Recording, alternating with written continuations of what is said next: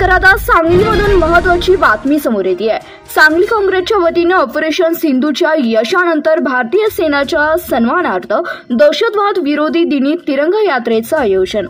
सांगली येथे बुधवार दिनांक 21 मे 2025 रोजी सकाळी ठीक 8:30 वाजता हुतात्मा स्मारक मार्केट यार्ड समोर ते गांधी पुतळा जुना स्टेशन चौक सांगली तिरंगा यात्रेचं आयोजन करण्यात आलंय. यामध्ये प्रमुख उपस्थिती माननीय आमदार डॉक्टर विश्वजित कदम, माजी मंत्री माननीय विक्रमसिंह सावंत, अध्यक्ष सांगली ग्रामीण जिल्हा काँग्रेस कमिटी माननीय पृथ्वीराज बाबा पाटील, अध्यक्ष सांगली शहर हे उपस्थित राहणार आहेत.